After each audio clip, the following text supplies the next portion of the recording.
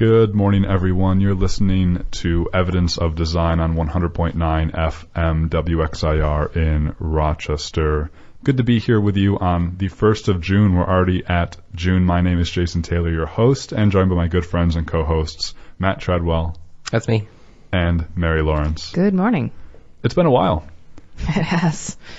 It's been about a month since we've last been on air, and it's good to be back with you live here. So you're most welcome to participate with us throughout the show in a number of ways. Before we do that, what are we talking about today? The city of Rochester has recently released a report called ROC 2034. That's only 15 years away, 2034. It seems like a really long time. But 15 years from now, Rochester will look different no matter what. And the city of Rochester released a report that basically outlines what do we want the city as a community to look like. And so we'll be talking about that report today. It is live on the city's website where you can look it up. And also there are a number of community info sessions throughout the month of June that we'll share with you so that you can participate as well in this process. Let your voice be heard and how Rochester should look 15 years from now. There's a lot in the report. There's a lot to digest. We'll be delving into some of that today and talking about kind of what we want the city to look like, and we want to know what you want the city to look like in 15 years. It's a really exciting time, I think, to be in Rochester.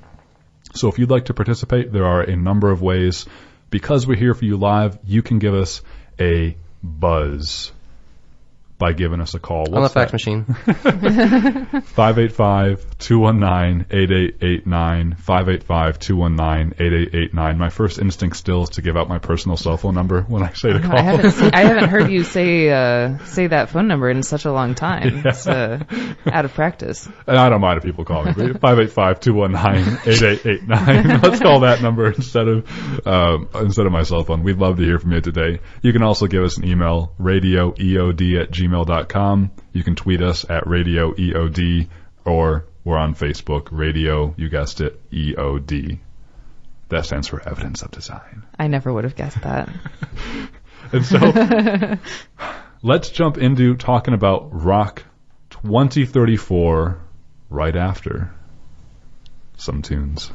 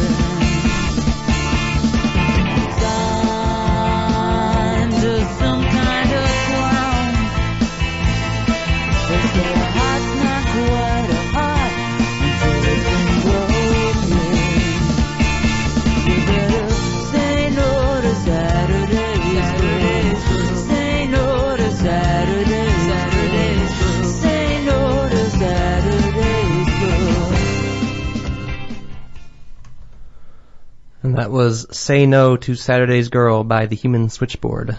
And this is Evidence of Design on 100.9 FM WXIR. Let's talk about Rochester 2034, the city's new comprehensive plan that they've just unveiled. It is posted online at www.cityofrochester.gov/ROC 2034. Pretty simple. You can Google ROC 2034. It'll come up for you there. It's only 500 pages. Some of us have even read it. Some of us have read parts of it because we have nothing better to do on then read 500 pages Friday nights and Saturday mornings. We read as much as we could, but we'll talk about some of it, and you're most welcome to peruse too. I think it's a fantastically laid out report, honestly. The prospect of reading a 500-page report from city government sounds pretty great, The Mueller report was really exciting to me. That was also like 500 pages. I think it was shorter. Yeah, Like it was 400 or something. right. It was a little shorter. It didn't have as many colors or pictures. So, Rock 2034 is blowing Mueller report out of the water. So sorry, Bob Mueller. He's got to go back, even though he just resigned from the Justice Department. So Rock 2034 is easy to get into and digest, and we'll talk about what's in it. But so what is a comprehensive plan? So cities do comprehensive plans every once in a while, and here's what the comprehensive plan as it describes itself. Here's a quote. So the comprehensive plan is fundamentally a means to promote and protect the general health, safety, and welfare of the people in a community, and to lay out a course of action for the future physical and social development of said community. A comprehensive plan serves as the blueprint for making public and private sector decisions on land use, regulation, development, future investment, and the allocation of critical resources. Comprehensive plans typically provide guidance for a 15 to 20-year window for a municipality. The year 2034 is 15 years from this plan's adoption, which coincides with the City of Rochester's 200th birthday. Woohoo. Therefore, this plan outlines who we want to become as a community at that monumental milestone and how we can achieve that vision.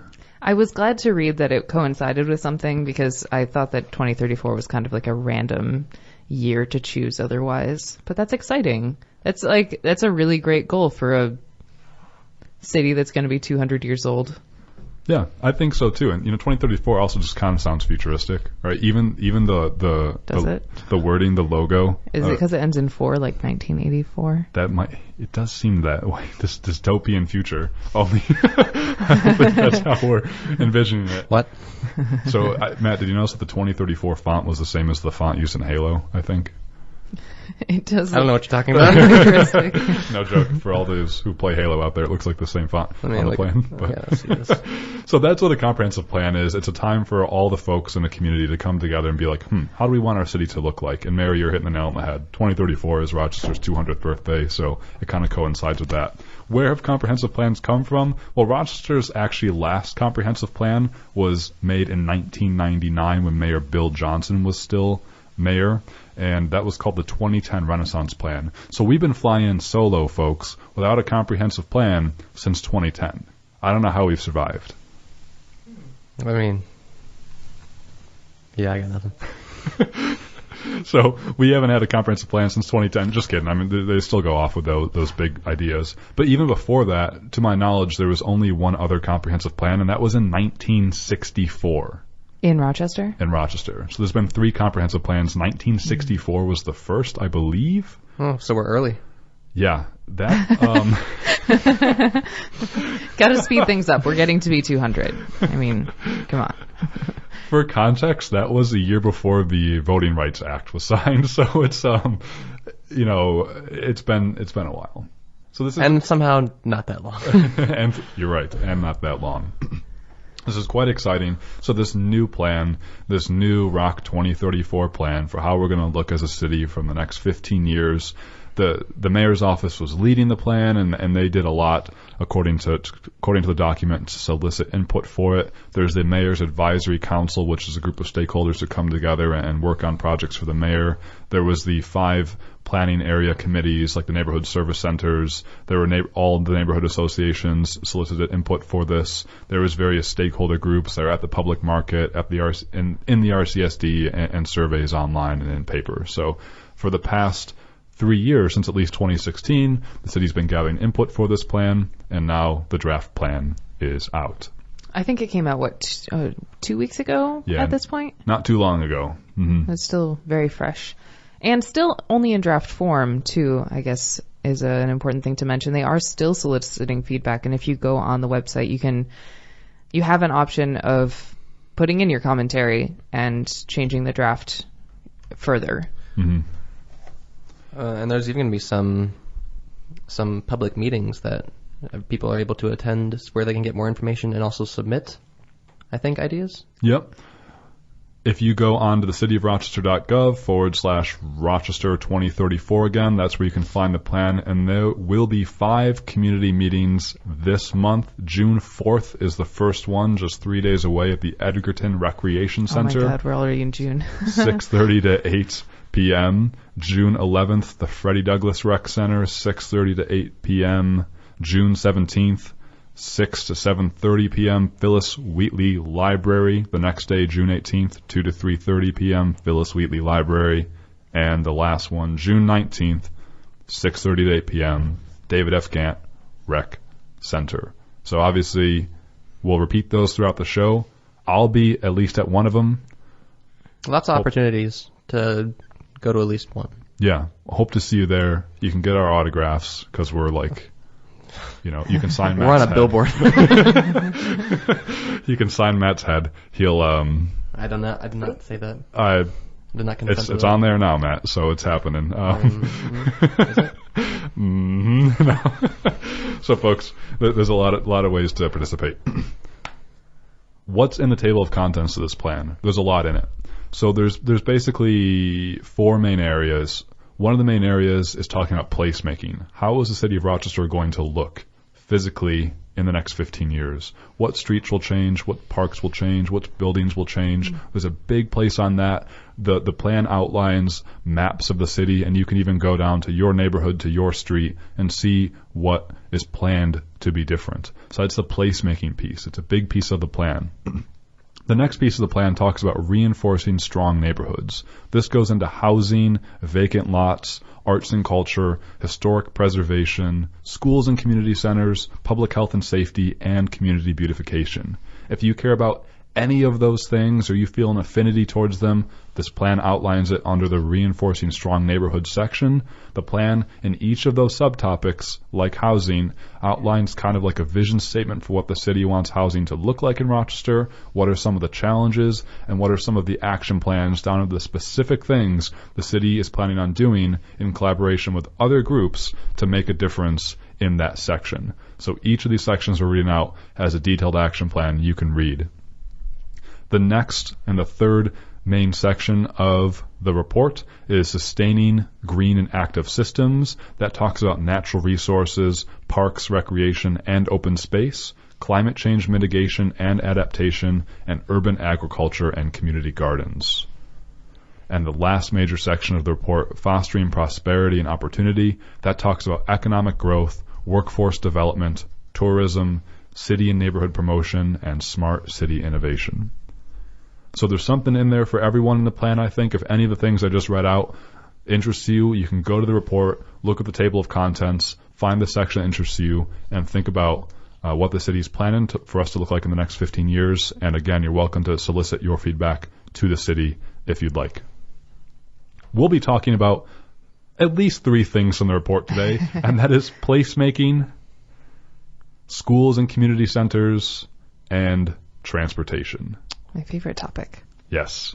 So we'll be talking about just some of those 3 things. Why is because we can't talk about it all in an hour. And if you want to participate, you're most welcome to let us know what you think about these topics or anything else that you'd like Rochester to look like in the next 15 years. How should we get there? What are some barriers that we're facing right now? What are some of our strengths? What can we as a community do to make this a better place to live? Because there's a lot going on right now, and I do think it's an exciting time. 585-219-8889 or email us at radioeod@gmail.com here at 100.9 FM WXIR. Matt, Mary, shall we talk about placemaking? What is that again? Tell me about it. That's a great question. Just kidding. Well, that's a great question. I mean, a lot of times cities talk about land use, right? Kind of like zoning. Well, according to this plan, when you're talking about placemaking, land use planning in an urban setting requires, according to this plan, a strategic blend of orderly growth, organic flexibility, and preservation of neighborhood and natural assets. So all this is about like, how do we make our space work so that it kind of like, you know, attracts more people to the city and doesn't displace people who are already in the city? How do we do that? It's a good question. Gentrification is a probably familiar term to a lot of people. And the idea behind gentrification is that, well, look, we want our city to be better, right? We don't like the poverty. We don't like the vacant lots. So we'll spruce it up. But then what often happens is that the newer property becomes too expensive for a lot of the people who are already living there to afford it, and then they get pushed out. Mm-hmm.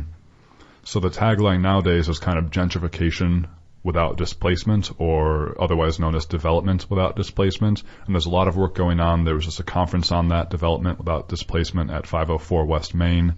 There's a lot of work going on in Rochester now about, how do we rebuild our city? How do we make it nicer without making things too expensive for folks who already live in those neighborhoods, such that they can no longer afford to live there and are just forced out to another area that is more impoverished until that gets gentrified, and then they keep moving around. Cities have faced this, big cities like Seattle, San Francisco, New York City, really cities all across the country are facing problems with this, where we all want things to be better, but unless you're making a lot more money, it's going to be a lot harder to afford nicer areas. But there's really unique ways to do so. We don't have time to get into it here, but the Community Roots Land Trust, who we've had on the show before, presents one possible solution for development without displacement. What episode number is that? I have no idea. You can find it on YouTube. Right, YouTube evidence. Look for Community Land Trust. Yes, CRT. That's not right. CLT. No, Community Roots Land Trust, so it is CRLT. Yeah. Alphabet. And so I do want to read extensively from the report. Not good radio, not sure, but I think it's really important just as sort of a reporting thing to just let you know what's in the report. And here's a quote directly from the report on placemaking, and I think it's really interesting. So the report says, historically, land use planning and zoning regulations were used to segregate land uses in order to minimize the adverse impacts of large-scale commerce and industry on residential neighborhoods. While some health and safety benefits were realized by that approach, the automobile-centered culture of the past 70 years amplified the separation of uses, including among highly compatible uses such as housing, shopping, and employment centers. 20th century zoning regulations effectively eroded the traditional small-scale, walkable development pattern that existed for millennia and reduced the tangible sense of community. Form-based and performance-based zoning codes have emerged as an alternative to traditional zoning, focusing more on the design of buildings and sites rather than the use of land.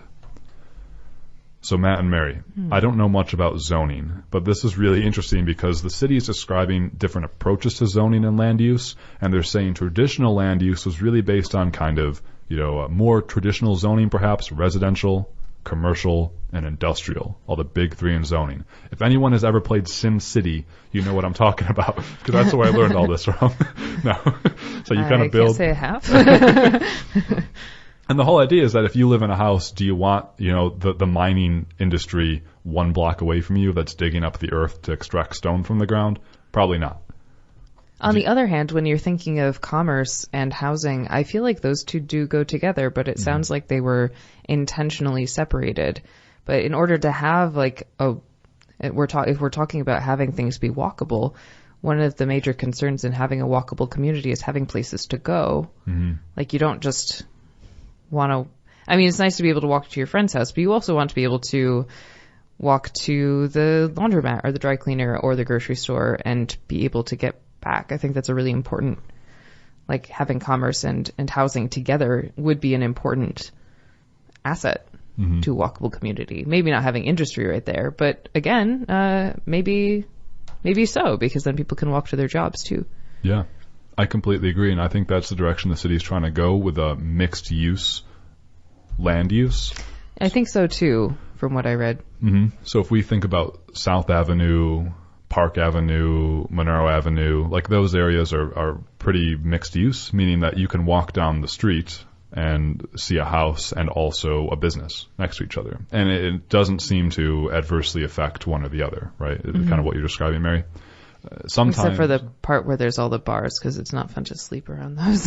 Right. And so, that's the concern, right? So where do you put certain things, and what neighborhoods do you want to attract certain people, and all the rest of it?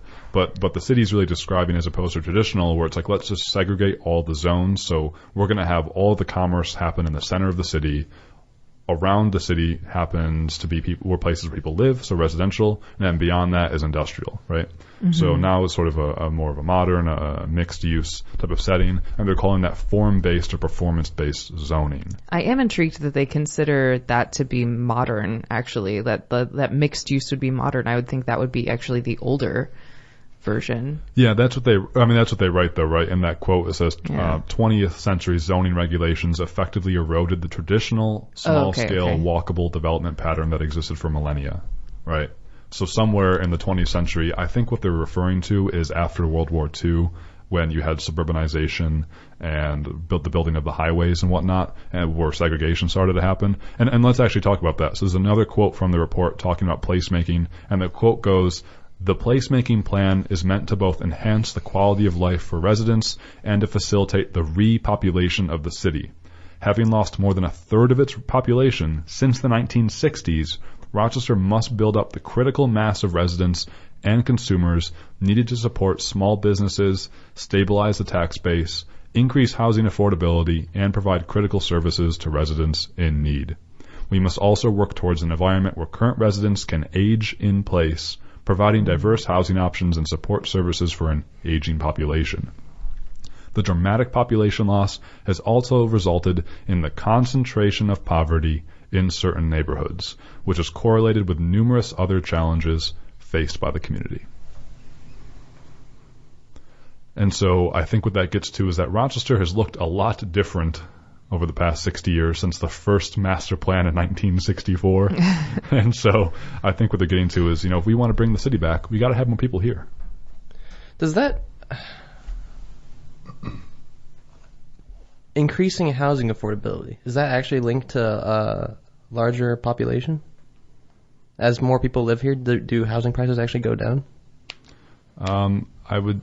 I'm not sure. I would imagine the more people want to move somewhere, the housing prices would go up. I think you're seeing that in like the Beechwood neighborhood right now. They're struggling with. That's what I would assume. Right. And so, that's a gentrification struggle, right? If we want people to get here, things are going to get more expensive. And so the question is, how do you do that without displacing people?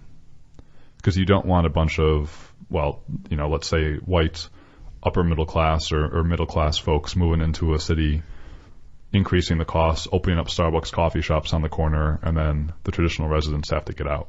I guess I'm confused because that sentence begins with Rochester must build up the critical mass of residents and consumers needed to support small businesses, stabilize the tax base, increase housing affordability, etc. So I was assuming that in order to increase housing affordability, we need to increase the population size. Yeah, I'm not sure. That'd be quite interesting to look more into. But as a reminder, folks, to wrap up kind of talking about placemaking, the idea behind placemaking is how can we look at our city, how can we look at where things are and make them work for what we want them to be like. So let's set a vision, let's set a goal, and let's figure out how to get there. And so the city of Rochester is outlining more of a form-based zoning practice that seems to be more flexible, seems to be more mixed use. And they also outline a number of other things that they'd like to accomplish with placemaking. So not only do they want more mixed-use neighborhood areas like South Avenue, Monroe Avenue, they'd like to lessen the car culture, promote access to our waterways and trails, and make things a lot more pedestrian-friendly. And that comes with making more mixed-use spaces.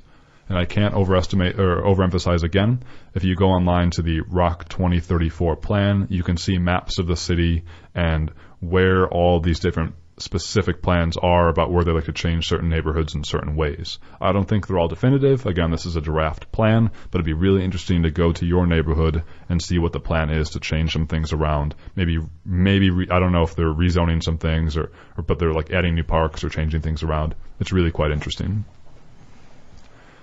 Anything that you'd like to see on a placemaking sense, Matt or Mary, that the city really needs? I'd like to see Lakeshore come back. Lakeshore Records? Yeah. Oh, I thought you meant like the Lakeshore, and I was like, there's actually, I guess, arguably, with the flooding right now, there is actually not much of a shore. But there's a shore. It's just in people's living rooms. Yeah. Yeah. Yeah. No. Well, it's actually, I guess, kind of interesting for me to come into this because I didn't grow up in Rochester, so I don't have quite the sense of how things have changed. From what I read in this report, and I was reading the recent article about Rochester struggling to become a bike-friendly city in the city newspaper. It seems like the city has actually made a lot of changes just in the last 10 years. And I guess I moved here 8 years ago, but I haven't lived here full time. So it is kind of hard for me to know how the city has already changed. And it's interesting to have this kind of vision, and it's like, oh wait, this is it's been interesting for me to realize that some things are actually quite new that I had understood to be Rochester like as it is. Yeah, I had kind of the same sort of situation where I have lived outside of Rochester for decades, but I didn't really start spending a whole lot of time in the city until about 2 years ago. So my sort of history with the city is pretty minute for comparison. So I don't feel like I have a wealth of experience in knowing the sort of changes that the city has seen in the past, even this 5 years. I do know that, like, in terms of cycling, which I know we'll get into at some point, but that's, as we've talked about on other shows, that's something that's very close to my heart and my legs. And my legs. I mean, that's what you use when you bike, so, you know. But I know that even since I moved here, that has changed quite a bit for the better and is still improving, but also still has a long way to go. Yeah. Well, let's jump into transportation. And listeners, again, as a reminder, our phones are open, 585-219-8889, 585-219-8889. Give us a buzz on this 1st of June in 2019. Our phones are open, as are our minds. That's right. Ooh. And our hearts. Not mine. And yeah. Oh man. So 100.9. I'm falling apart here. 100.9 FM You're doing WXIR. Thanks for tuning in to us. Love We're talking it. about Rock 2034, the comprehensive plan the city has laid out. We talked a little bit about placemaking. So what is the city going to look like? How are we going to change our zoning practices to make things more mixed use and flexible for our different needs? Let's talk about transportation, Flexible. Mary. Shall we? Yeah, let's talk about transportation. So we were just talking about how the city has changed quite a bit in regards to transportation over the past decade or so. The city newspaper recently, this week's edition of the city newspaper released a sort of front Still page. on the racks. That's right. Hot off the presses, cover story on transportation in the city, mainly related to bikes. Yep. Title is Growing Pains, which is a nice title for someone, for people who are getting used to biking in the city. But yeah, the article talks about how Rochester has, I guess, released a plan in 2011 that so there was a conscious decision that Rochester wanted to become a more bike-friendly city, and so they set out over the past 10 years to lay out more bike lanes. They have installed bike locks over the city. They created this partnership with Zagster, which has then become Pace Bikes, the bike share program. And I think they said in the article that there has been over 60 miles, 60 miles of bike lanes. Wow. That being said, like that's a huge step, and I think it's really great to appreciate that the city made a conscious decision to say, okay, you know, residents of our city do cycle as a means of transportation, and for a lot of people it is a necessary means of transportation, people who live in the city and don't have cars or don't have access to transportation for their entire commute. On the other hand, there is still a long way to go. Bike lanes, the 60 miles of bike lanes aren't protected. Often they stop randomly and cyclists have to merge into traffic. And I like, from experience, I know that can be both really frightening and really stressful because drivers don't necessarily see, like, there are often signs that say bike lanes ending, but drivers don't always see cyclists coming into the lane. And sometimes that involves unpleasant situations where one gets honked at and possibly followed for a little while, which is frightening. additionally, like there are issues with the Pace bike system. For one thing, you have to have a smartphone in order to use the bikes. What else? I don't know. Do either of you have experience with cycling in the city, or have you seen what it has improved or where it has still to go? No, I don't have experience of cycling. I like to bike, but I've never really biked on a lane with traffic because I don't trust other people, but I also don't trust myself to to be able to go in a straight line enough to not hit anything. No, but I was just going to ask actually why, like, what stopped you from biking on? From fear. So convenience and Fear and yeah, fear and convenience. So that sounds dangerous. Lugging my bike around everywhere does not sound that attractive to me, mainly because I don't live in the city or close to my employment such that I could bike easily, and so I have to lug a bike around. But also, I'm just sort of scared. But honestly, as I've been thinking about this a lot recently, especially with climate change and the types of problems that our society will be facing, not just Rochester, but like as a nation. I've been really thinking about how I live my life and seeing a lot of things where I need to change my practices and make sacrifices. Not in a bad way, but just like change my lifestyle. And if that means, like, why haven't I used the Pace system? You know, I have a smartphone, I have the money to use it. Why can't I leave my car somewhere at the start of the day in the city and then bike around everywhere? Like, I need to do that, you know, and that's a change I need to make, a sacrifice I need to do. And so I'm definitely more interested in doing that, and I'm willing to experience a lifestyle change that needs to happen to take advantage of the city's new lanes. How does the payment system work for the bike share program? I unfortunately don't know. Okay. We're going to figure out right after the show, though, because that's what we're going to give a shot. Now Jason's motivated to try it. I actually have never used the Pace bike system. To be honest, I've always either borrowed or had a bike, or I was lucky when I was in college that my college had its own bike share program where it was sort of like a library where you could go and borrow a bike for a week at a time, and you could renew kind of indefinitely. So I did free bike borrow a bike for about 4 months at a time, usually during the semester, and then I would just return it at the end of the semester. So I haven't really actually had to use the bike share program, and I know it's often used for people who are coming out of the city or who don't have their own bikes. And I think it is. I have seen a lot of people riding around on them lately. But Jason, actually, the two reasons that you listed as what's stopping you from cycling, what was it? Lack of convenience and fear. You're totally not alone. And in fact, like in the report that we're talking about, 2034, those are the two main issues that people face.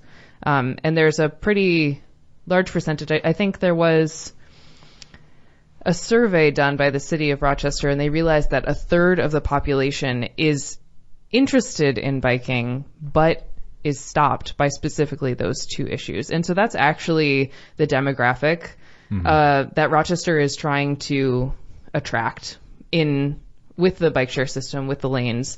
So they're not trying to access people who are going to bike no matter what, because those people are going to bike no matter what. Exactly. Yeah. And I'm one of those people, which is cool, but I know that there's not a lot of us. And they also aren't trying to make people who will never get on a bike get on a bike. They're not trying to reach those people. What they're trying to get are those people who won't do it out of fear. And so what they need to do is make it more convenient for people to bike, and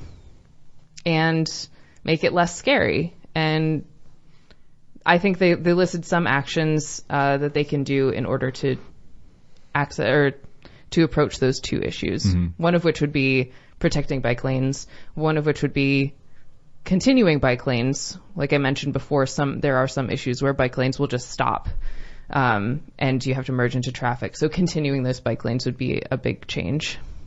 Yeah, and having more bike boxes, for instance, when you drive and you see like green on the road. I love how it's differently colored. Yeah, me too. As a frequent driver, if I see green, I know that's a bike lane. And sometimes, that's on the right side of the road, for instance, if you're driving. But sometimes when you stop at an intersection, the bike boxes will extend to normally where your car would be. I think that's really great for cyclists if they need to turn or something that cars have to acquiesce that space to cyclists. So just providing more color-coded roads is really important. Yeah. And another huge part that I haven't touched on yet, but is education and thinking about how to both train drivers to respect cyclists and cyclists to respect the rules of the road and drivers. Because there are a lot of cyclists who don't follow traffic rules, partially because there can be issues with that. An example would be I have issues sometimes when I'm at a red light, for example, and some red lights are only triggered when there's a car waiting. And if you're a cyclist, you're not heavy enough or big enough to make that light change. And so sometimes I'll run that light because I can't wait for 10 minutes at a light because there's no car there. That's a change that the city would have to look at. I don't know how they would make that. Yeah. If they would put every light on a timer, that is a possibility. But a big thing would be education. So you recognize that when you see green on the road, you know that that's a bike lane. Not everyone knows that. And so we have to make sure that people do know that. And make sure that, like kids who are learning how to bike, that they learn the traffic rules, hopefully before they even learn to drive. As someone who's currently learning to drive again, it does help that I already know all the traffic rules and follow them as a cyclist. It is helping me to become a better driver. Another big thing is enforcement too. So WXXI did reporting on this last month in May, and I think it was great reporting on the fact that the city doesn't enforce bike lanes as much as or sort of like violations of bike lanes where cars will cars will park in bike lanes, which is illegal, and many drivers might not know that, right? They pull over the side of the road, they park, but if it's on a bike lane, that you're parked in a bike lane. So and I can see how you could confuse it for like a parking spot too. Sure. Yeah. Because of just the way that they're drawn. But that's again an education issue where if you see two stripes with a bicycle drawn in the middle, you should know that that's a bike lane. But maybe not everyone does. I mean, people who got their license 40 years ago didn't have that on their driving test. I don't even know if it's on there now. And that's a big deal, if you're worried about safety and convenience. Like if you're biking and then all of a sudden there's a car parked in the lane that you're in, then you have to enter into traffic. Right, yeah. And that's and I have really to do that a lot. It can be frightening. Definitely. Like who wants to, we were just driving down Monroe Avenue and there are bike lanes but they're not marked green, so they need to be repainted and redone. But, we got to close down Monroe Avenue to do that and all the rest of it. But, I also have to fix all those potholes. Yeah, that's a big thing too. Like I don't know if I'd want to bike down Monroe Avenue. Oh, I don't. And so that's a problem for me as a cyclist. Like I'm on Monroe Avenue all the time, 5 days a week, mainly 7 days a week. I don't want to bike down it, and so that's an issue where if this is a major place where I am, I'd rather drive down Monroe Avenue than bike down it. I can walk down it. I'm fine with that, but I'm scared of biking down Monroe Avenue, for instance. So that's something that could be fixed. Yeah. Let's maybe actually shift gears though, because you mentioned walking.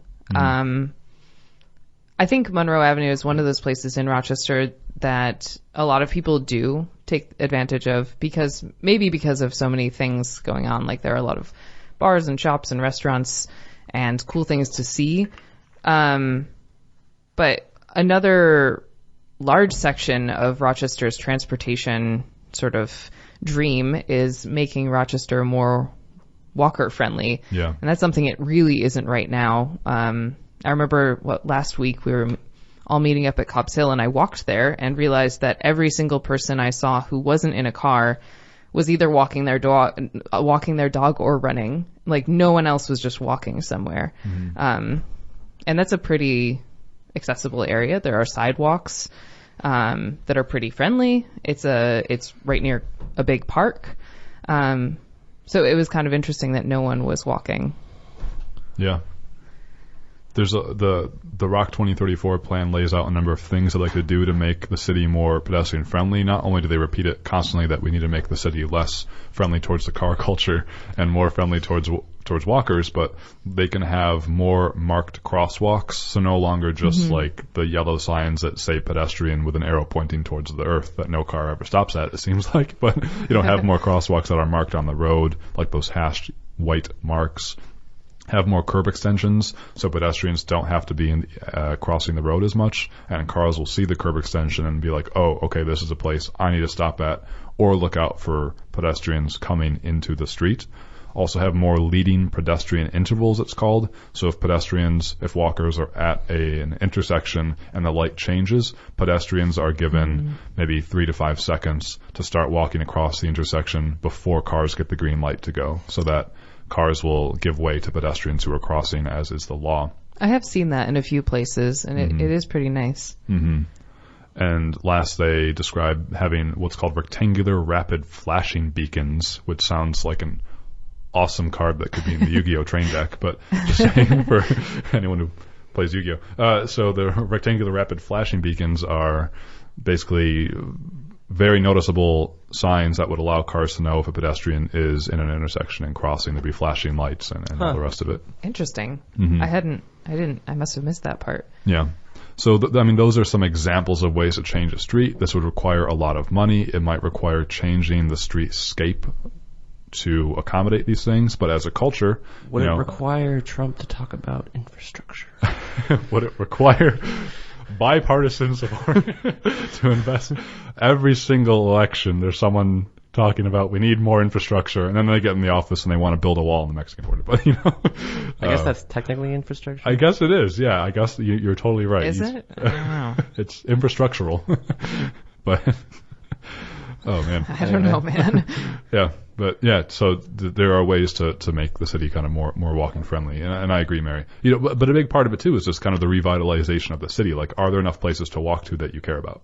Yeah, I mean, that is a big issue, especially, I mean, sometimes I just want to go outside, and I live near Park Ave, and it's like, okay, well, I can walk to one of the restaurants, but what if I don't feel like spending money? Yeah. There's nowhere to go. Right. Especially in the winter. There are some libraries, but even the library that I live close to is walkable. It's very close, but there's a huge main road that goes onto the highway right next to it. So even though it's close by, it's not walker friendly. There's a big barrier. difference. Yeah. And so I think one thing that they also talk about, in addition, in making things walkable, is slowing down and calming traffic. And we do have a caller. Let's take it on air. So, Mary, you can go ahead and pick up the phone and press the second button underneath the flashing one there. Yep. Hi, you are on the air. Hi, Aaron from Queens here. Aaron from Queens, How's what's it going going, on? everybody? Going well. Yep, doing good here It's as going well in Queens, where I am. Anyways, just wanted to address 2 points. I just wanted to bring up 2 things that has been discussed so far on the show. I guess first of all, since we're on the topic of the walkers and transportation, bikes and everything, I just wanted to bring my perspective in, because my main mode of transportation is actually walking when I'm not taking the subway, to and from work. I prefer to walk everywhere. You know that well. Some of us just walked 12 miles across Washington, D.C. recently. Some of us. It was great. But so as a walker, as a walker, I sort of see this from a neutral perspective between bikers and cars, because the stereotype is, and it very much seems to be true, that they hate each other, especially in New York, where space is so much tighter. And while Bloomberg and de Blasio have made great strides in putting bike lanes and closing off some roads for bike and pedestrian use, it's still very much, I believe, an either-or proposition. We're just working on a 2D plane here, the flat area of the streets, until Elon Musk has turned the Earth into Swiss cheese and just drilled magic tunnels everywhere that just teleport people from place to place. All we really have is these spaces, on the street level in between buildings for us when we're talking about cities. So if people are going to prioritize things like walking, bikes, and public transportation, they're going to need to realize that will come at the expense of cars. It will come at the expense of traditional roadway. And to me, I fully support that transition, because I believe that's the future. But most people in America are still drivers and love their cars and love the freedom that brings. So a lot of people are not going to want to make that sacrifice. I don't know the best way to address that, But I was just going to people ask you what that would be, in your Right, opinion. no, I Do you don't have an afraid I idea? don't Like, have have you any seen answers. anyone who has made that change? Who, like, you still have their car? And especially as someone, like, you didn't grow up in New York City, right?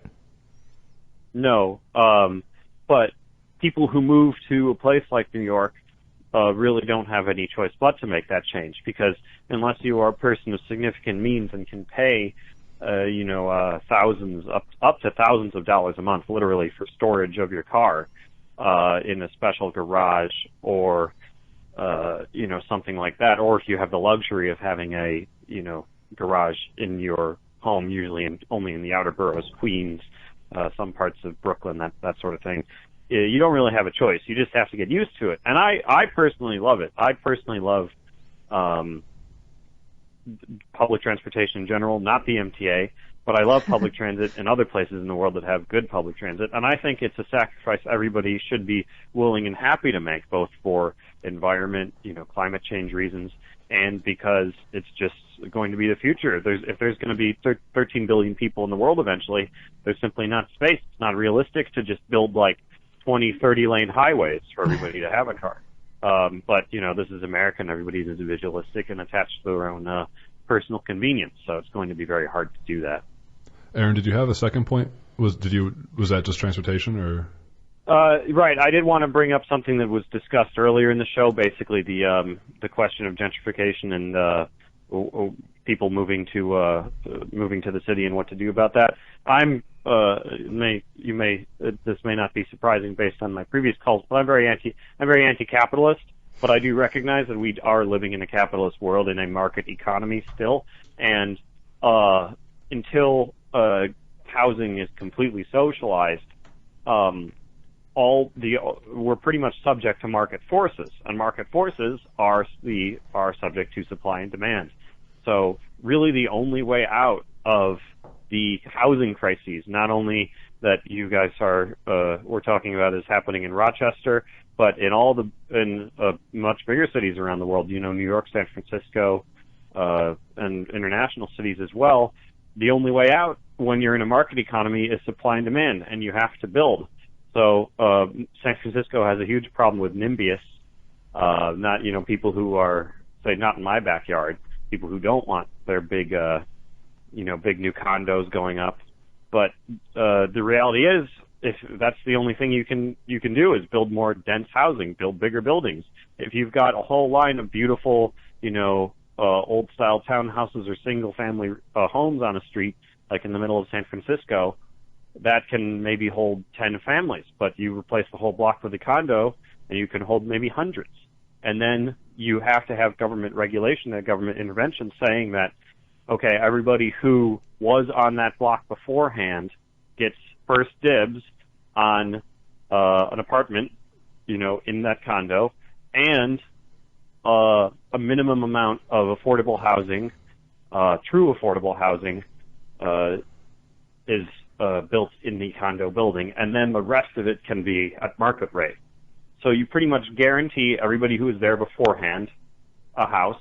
You guarantee an additional space for affordable housing, and then the condo developers, the real estate developers, are happy because they get to sell maybe, 40, 50, 60% of that condo building at market rate, and then just make a crap load of money off of it. So NIMBYists are a huge enemy in every city of affordable housing. Everybody wants housing to be cheaper, but like I said, when you're living in a market-based economy, that's really the only way you can do it, is supply and demand. Aaron, we're going to have to let you go there, but thank you very much for your call. Thank you very much. So Aaron's solutions, if I'm hearing him correctly, is to become socialist and get rid of cars. I'm down with that. So jokes aside, Aaron, thanks for calling. He is talking about New York City, where it's a lot different than Rochester. Of course, it is leagues different, apples to oranges, but there's a lot more public transportation there. And he's saying that, we live in a 2D plane where if you want more bikes, you're going to have to be okay with having less cars.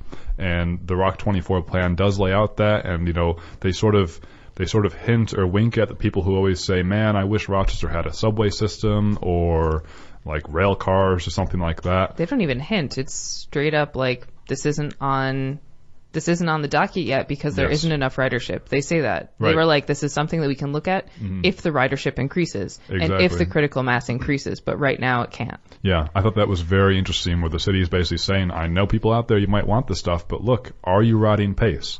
Are you riding RTS? If, when Reimagine RTS goes into effect in 2020, if more people start to ride the bus, well, let's think about then other forms of mass transit. And so it's a step-by-step thing where, again, we have to change our own culture and what we think is okay. So we got to walk more, we got to bike more, and we got to have our city government be behind pushing these forms of transportation to make them both less scary and more convenient. As regard to the supply and demand of the gentrification, I think that's a great point, Aaron. And again, I don't know the solutions either besides taking it one case-by-case basis at a time. And maybe there are some larger alternatives out there. Again, like we mentioned, the City Roots, the Community Land Trust, City Roots Land Trust, that's out there in Rochester trying to do work, and that is more socialistic from a perspective that's against capitalism. And we as people have to be okay with that as well. Thanks again for the call. So, folks, we're down to the last sub 10 minutes here on 100.9 FM WXIR in Rochester. You're listening to Evidence of Design. We're talking about the Rochester 2034 Comprehensive Plan, how the city is going to look in 15 years. And we can all participate in that process. Give us a call, 585-219-8889, if you'd like to get your voice heard in the last few minutes.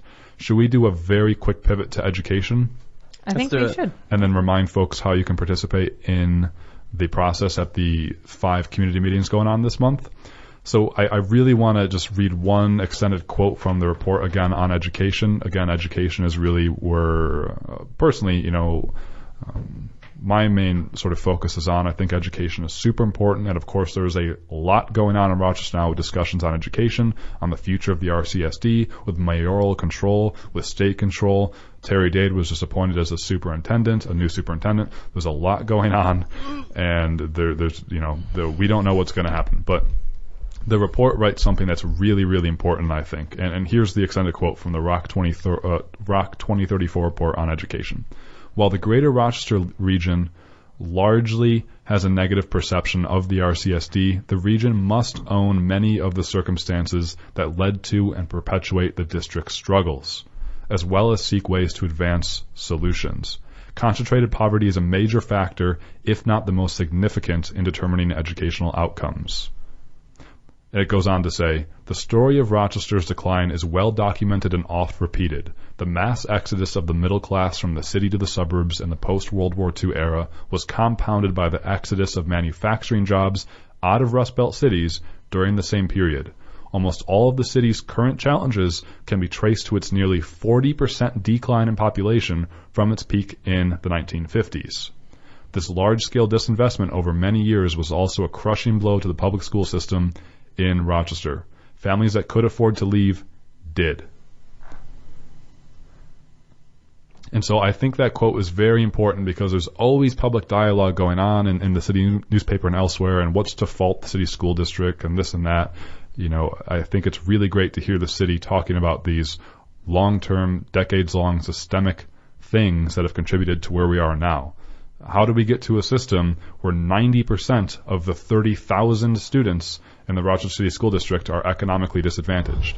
How do we get there? That's a problem, and again, just like Aaron was talking about with the housing market and gentrification, there's no easy solution to it, but we have to take it case by case, step by step, and realize that the segregation, the poverty that we're experiencing as a community is really harmful. And so they propose a number of solutions to education, like having more community schools, like trying to change the enrollment pattern in the district. So right now the city school district uses a managed choice policy. That means families can rank their sort of top 5 schools of choice where they want to go to school. 80% of families in the RCSD do not attend schools in the neighborhood, according to the report. 50% of people don't even go through the choice process at all, meaning they are randomly placed through the district.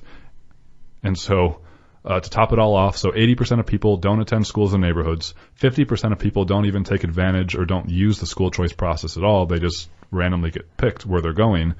New York State only reimburses schools if they bus students more than 1.5 miles away from their school. So if you live close to a school, the Rochester City School District does not provide you busing to that school within 1.5 miles. I didn't know that. That's a long ways for children to be walking. That is, to some families, right? To others, great, but to some, no. And we know that with the city, with some neighborhoods, some people feel that they're violent or unsafe. Well, families are going to choose to bus their kids all the way across the city, which contributes to having more cars, less bike lanes, less pedestrian-friendly areas. So you see how this is all tied together. This is why I think having this comprehensive plan is really important, because you have to look at all of these policies. We have to be aware of them as a citizenry, and we have to be able to be willing to make these changes. And that might mean changing how the district where kids go to school, changing those policies, getting more bike lanes, and all the rest of it. So it's all tied together, and I think that's really important. And so I think there was someone calling. I do apologize for missing that call, but you're most welcome to participate again. Email us at any time, radioeod@gmail.com. Do apologize for missing that call. Thank you for calling in to 100.9 FM WXIR Evidence of Design. I do apologize about that. In our last 2 minutes, I do want to remind folks again where you can participate in these draft plans. So again, this whole episode we've been talking about the Rochester 2034 plan. You can find that plan, all 500 pages in its glory, or just search it with the table of contents to find the area you want to read in particular at cityofrochester.gov/Rochester 2034. Just Google Rochester 2034. It'll come up for you. The plan's on there. And then this month, there are 5 neighborhood meetings where you can go, or 5 community meetings where you can go to get your input on the plan. It's still a draft, so they want to hear from you.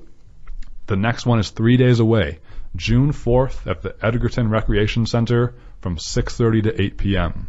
The second meeting is June 11th at the Freddie Douglass Rec Center, 6:30 to 8 p.m. Then June 17th at the Phyllis Wheatley Library, 6 to 7:30 p.m. And the day after that, June 18th, the Phyllis Wheatley Library again, 2 to 3:30 p.m. And the last community meeting, June 19th, 6:30 to 8 p.m. at the David F. Gant Rec Center. I'll be at least one of those. Hope to see other people out there and trying to get your voice heard in this process. It seems like a great opportunity to participate in the shape that the city will take in the future. Yeah, there's so much going on in Rochester right now with RMAPI, with Rock the Future, with Rock the Riverway, with this comprehensive plan. I really do think it's an exciting time to be here. I think for a number of decades, it's sort of been down and out and just feeling like it is what it is and sort of blaming other problems. But now's the time to get involved, Yeah. Make your voice heard, become informed. And yeah, it does take time out of your day. It does take work out of, what other things you got to do. And I know that life can be hard. The capitalistic system that we live in, it can be really hard to make ends meet, but it won't get better unless we're informed, unless we try to get involved and do our part and work together, so reach out and do what you can to stay informed and make your voice heard, because that's how change happens. You can't ever give up. Otherwise, Jeff Bezos will build Amazon HQ2 on your Amazon HQ12 on Mars on your lot. Yeah. So, you got to do what you can. But thanks for tuning in, everyone, at 100.9 FM WXIR, the Evidence of Design.